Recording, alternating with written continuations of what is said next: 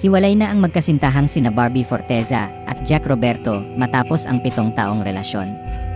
Ito ang kinumpirma ng aktres na si Barbie Forteza sa pamamagitan ng kanyang post sa Instagram nitong Huwebes, January 2, 2025. Sa kanyang social media post, mahihinuhang walang sama ng loob ang aktres sa paghihiwalay nila ng aktor. Nakuha pa nga niyang purihin ang kanyang dating kasintahan at sabihin pang naging masaya siya sa naging pagsasama nila sa loob ng 7 taon. Sinimulan ng aktres ang kanyang announcement sa pamamagitan ng isang quote mula sa American children's author na si Dr. Seuss. Kasunod nito ay ang pagsusuma ng aktres sa 7 taong relasyon nila ng aktor. Anya, having you in my life was the happiest I had ever been. 7 wonderful years.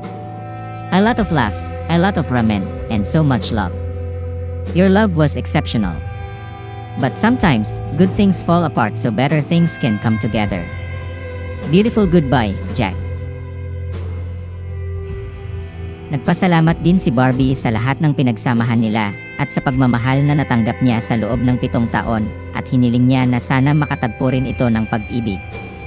Kasabay nito, humingi ng pag-unawa ang aktres at nakiusap din na tuldukan na ang issue. Walang binanggit na detalye ang aktres kung ano ang dahilan ng hiwalayan nila ng aktor. Sa ngayon ay hindi pa naglabas ng pahayag si Jack Roberto tungkol sa breakup nila ni Barbie Forteza. Ikinabigla ng maraming tao ang anunsyo ni Barbie tungkol sa hiwalayan nila ni Jack dahil noong December 2024 lamang ay magkasama pa silang nagdiwang ng kaarawan ng aktor. At 6 na linggo lamang ang nakararaan ay ipinagdiwang nilang dalawa ang kanilang monthsary kung saan nagpalitan pa silang dalawa ng I love you. Matatandaan pang sinabi ng aktor sa panayam sa kanya sa programang Lutong Bahay na secured raw siya sa relasyon nila ng aktres.